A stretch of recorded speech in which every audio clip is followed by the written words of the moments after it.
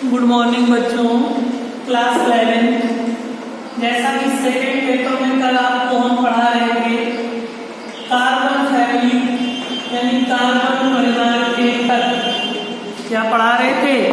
Carbon परिवार के तत्व। कार्बन फैमिली में आपको हमने कल पढ़ाया था, लास्ट हेडिंग आपको जो लिखवाई थी कार्बन परिवार के तत्व में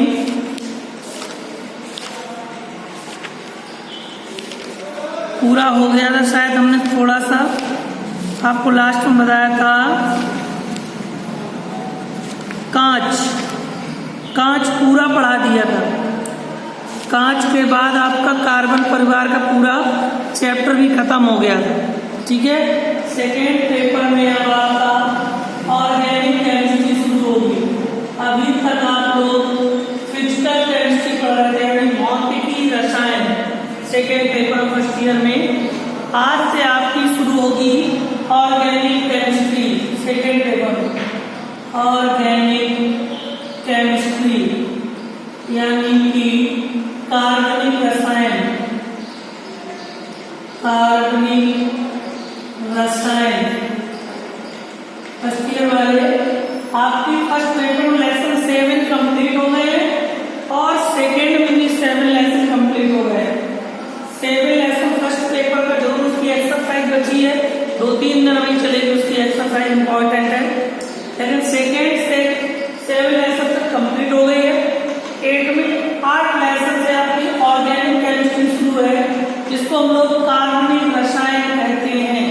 तो सभी बच्चे पहले हेडिंग में डाल लें कार्बनिक रसायन।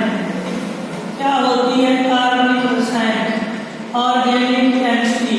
अभी तक आप लोग पढ़ रहे थे फिजिकल केमिस्ट्री, आज से पढ़ेंगे ऑर्गेनिक केमिस्ट्री यानी कार्बनिक रसायन। पहला चैप्टर है कार्बनिक रसायन का परिचय। तो आप लोगों को कार्बनिक रसायन के परिचय में पहली हेडिंग डालो कार्बनिक रसायन। हेडिंग डालें कार्बनिक रसायन। पूरा पीछे आप इसको पढ़ चुके हैं, पूरे चैप्टर में एकल बंद कार्बन फिर से वही दिया हुआ है। हेडिंग डालो कार्बनिक रसायन। लिखिए कार्बनिक रसायन की परिभाषा लिखो। कार्बनिक रसायन के अंतर्गत कार्बनिक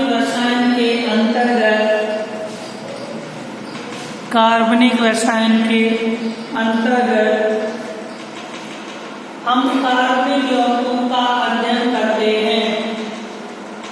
कार्बनिक रसायन के अंतर्गत हम कार्बनिक यौगिकों का अध्ययन करते हैं। कार्बनिक यौगिकों का अध्ययन करते हैं, कार्बनिक रसायन कहलाते हैं। कार्बनिक रसायन कहलाते हैं। अब यहाँ से जितनी केमिस्ट्री पढ़ोगे टोटल हम लोग किस पर चर्चा करेंगे? ओनली सी, कार्बन पर चर्चा करेंगे। क्या होता है कार्बन? तो जरा कार्बन के विषय में और आगे तक पढ़ा दें।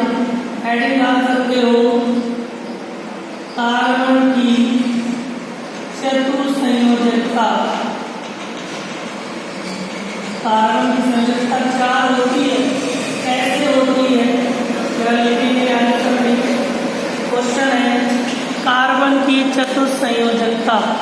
बस पहला चैप्टर कार्बनिक रसायन में इतना ही है, कार्बन का इंट्रोडक्शन और कार्बन की चतुर्संयोजकता। तो लिखिए कार्बन का परमाणु क्रमांक 6 होता है। कार्बन का परमाणु क्रमांक 6 होता है और उसका इलेक्ट्रॉनिक विन्यास 2,4 होता है। 2,4 होता है। उसके संयोजी कोष में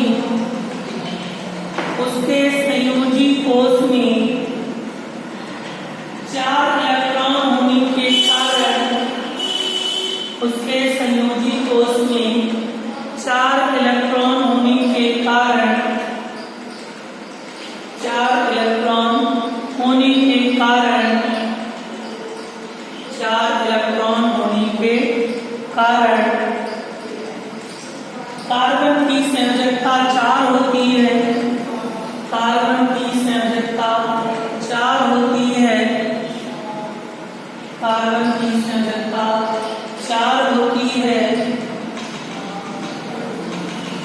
और किन्हीं दो कार्बन परमाणुओं के मध्य और किन्हीं दो कार्बन परमाणुओं के मध्य किन्हीं दो कार्बन परमाणुओं के मध्य 109 अंश 28 मिनट का कोण बनता है।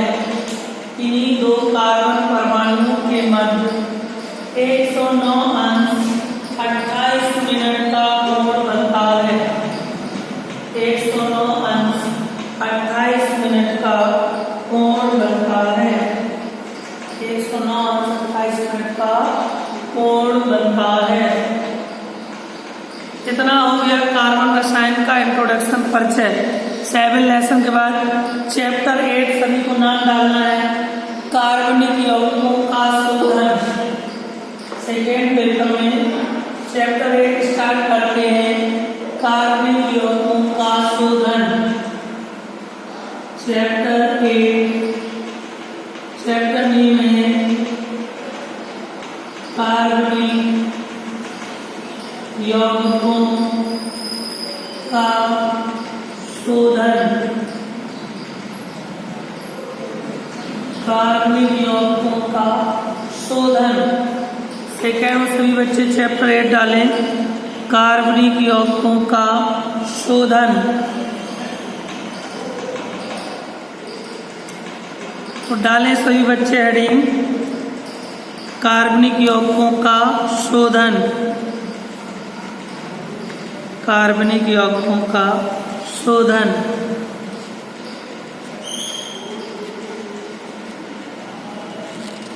लिखिए इसकी परिभाषा। डेफिनेशन लिखिएगा बेटा। कार्बनिक यौगिकों के शोधन। कार्बनिक यौगिकों के शोधन आसवन विधि द्वारा किए जाते हैं। आसवन विधि द्वारा किए जाते हैं। आसवन विधि द्वारा किए जाते हैं। आसवन विधि द्वारा किए जाते हैं। द्रव को गर्म करने पर वाष्प में बदलना। द्रव को गर्म करने पर वाष्प में बदलना और वाष्प को ठंडा करके पुनः द्रव रूप में बदलना।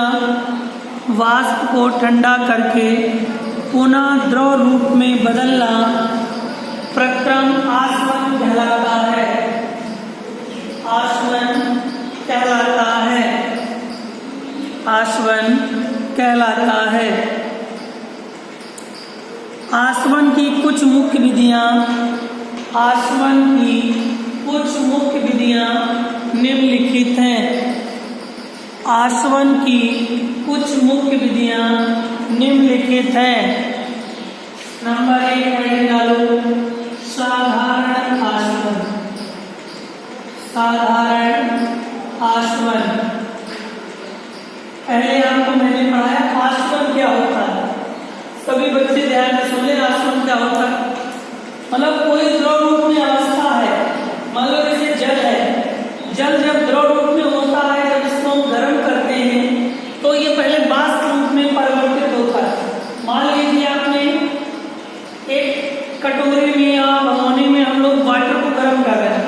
उसके ऊपर स्टील की प्लेट ढकी हुई है। जब वाटर गर्म होने लगता है तो उसमें वाष्प बनती है। जब प्लेट उठा के देखते हैं तो प्लेट की तली पर वाष्प चिपक जाती है। तो जब वो वाष्प चिपकी होती है वो जब तक हीट रहती है, द्रव रूप से वाष्प रूप में परिवर्तित हो गई।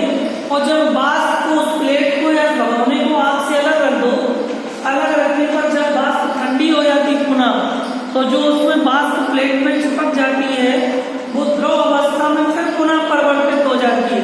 यानी द्रव को गर्म करने पर वाष्प अवस्था में तथा वाष्प को ठंडा करने पर द्रव अवस्था में परिवर्तित क्रिया को आसवन कहते हैं। अब आसवन की कई विधियां हैं, जिसमें सबसे पहली इंपॉर्टेंट विधि डालो है साधारण आसवन। पहली हेडिंग क्या डालो, साधारण आसवन। लिखिए सभी बच्चे, साधारण आसवन।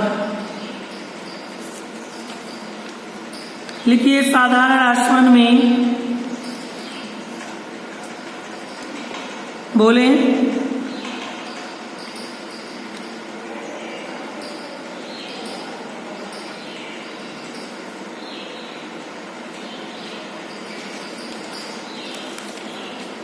देखिए साधारण आसवन में किसी द्रव में आवासशील पदार्थों की, किसी द्रव में आवासशील पदार्थों की अशुद्धियां घुली होने पर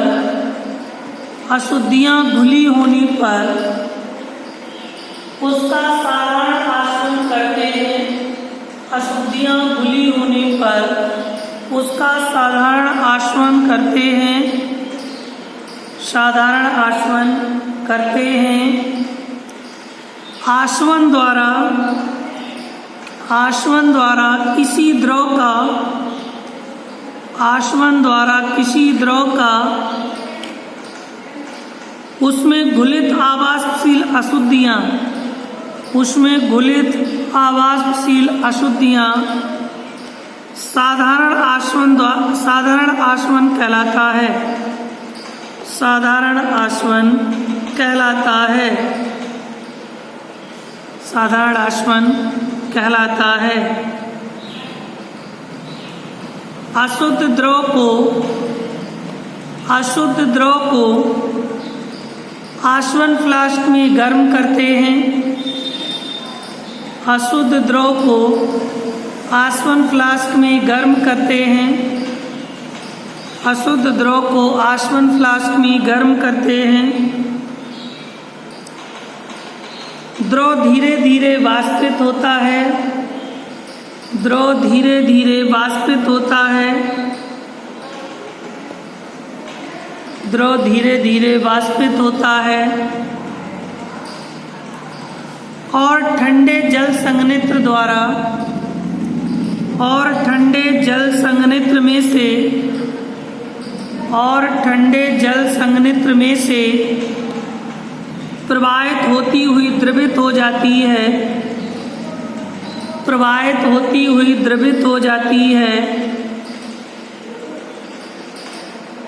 आशुद्ध ग्राही में एकत्रित होता रहता है। आशुद्ध ग्राही में एकत्रित होता रहता है। इस प्रकार धीरे धीरे वाष्पीकरण होता रहता है। इस प्रकार धीरे धीरे वाष्पीकरण होता रहता है। जो आवासशील अशुद्धियां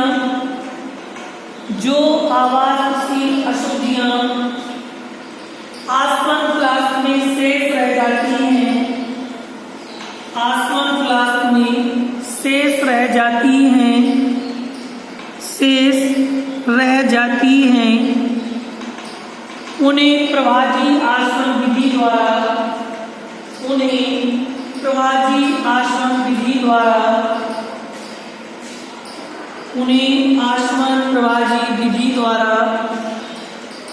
ऑक्सीकृत करते हैं।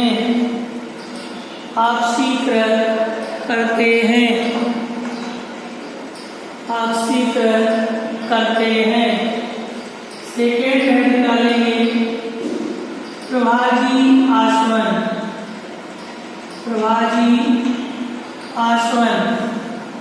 ध्यान से पढ़ेंगे, लॉन्ग आंसर है इसका। फिगर भी आपको बनाना है, फिगर आपका दिया हुआ है। पेज नंबर हम बता दें, अगर लिखना 28297 यानी 297 पेज नंबर पे आपका साधारण आसवन का फिगर दिया हुआ है, वो सभी बच्चों को बना लेना है। कल आपको प्रवाजी आसवन पढ़ाएंगे, थोड़े बड़े बड़े हैं, इनको पढ़ लें, थ्योरिकल है ज़्यादा। इसके बाद इम्पोर्टेंट इसके न्यूमेरिकल शुरू होंगे सवाल, ठीक है। जिसको जो दिक्कत हो कमेंट करके पूछ सकता है। सभी बच्चों को नेक्स्ट वीडियो के लिए जय हिंद।